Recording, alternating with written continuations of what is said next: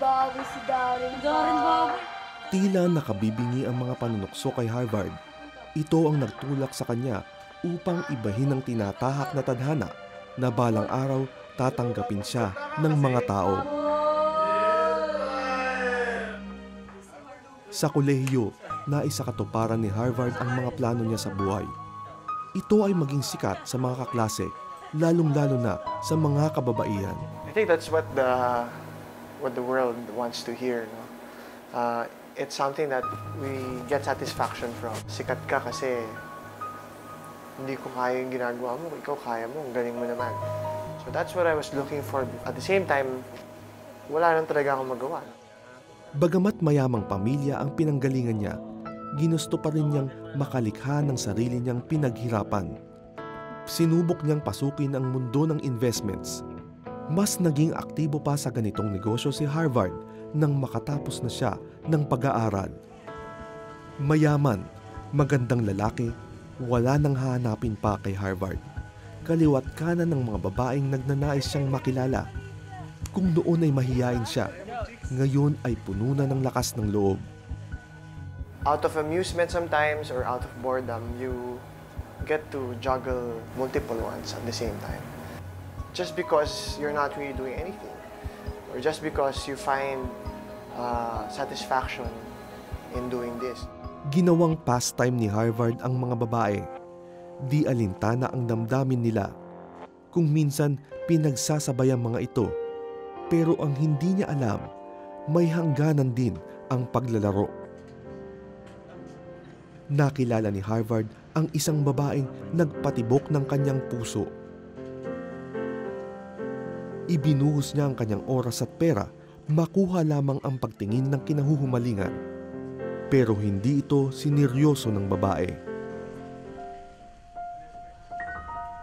Dahil ginagawa ko yung mga ginagawa ko, nagkaroon ako ng reputation na marami ako talagang dinedate na wala naman akong ginagawa. So when I finally planned to pursue somebody, she said no to me. And then I heard from the friends of her friend or friends niya na dahil nga yung reputation ko is that.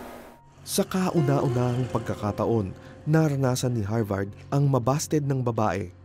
At sa una ring pagkakataon, nasawi siya sa pag-ibig. Mas masakit yung nabasted ka ng isang babae na gustong-gusto mo. So yun, talagang, ito pala yung, parang sabi ko sa sarili ko, ito pala yung naramdaman ng mga ginawa ko dun sa iba. So siguro, at some point, ganun pala yung feeling. Kasabay ng problema sa puso ni Harvard ang pagsulpot ng mga problema niya sa negosyo. Unti-unting nalugi ang kanyang mga investment. Sayang yun. Sayang yun na walang pera. Pero it wasn't that hurtful compared to a relationship. Sa ganitong sitwasyon, isang kaibigan ang pilit na tumulong kay Harvard. Isang kaibigan na makapagtuturo sa kanya sa tamang landas. Hindi nito iniwan si Harvard hanggang sa muli itong makatayo. At that particular point, I was really, praying. I was, asking him direction, wisdom on what to do. Nanumbalik si Harvard sa Panginoong Diyos. Isinuko niya ang lahat ng kanyang mga problema at sama ng loob. Pinagpatuloy din niya ang pakikipag-usap sa mga kaibigang may pananampalataya rin sa Diyos. Dahil dito, unti-unti rin siyang nagbago. My small group leader at that time, si Daniel, siya yung nagbibigay sa akin ng boost. Although at that time, single pa siya noon, marami siyang binibigay na advice. Kasi kilala din niya yung nililigawan ko at that time. So nakatulong din yan kahit paano. Sa tulong ng Diyos at ng isang kaibigan, unti-unting tinalikuran ni Harvard ang kanyang mga bisyo. At sa kanyang pagbabago, binuo ni Harvard ang You Happy.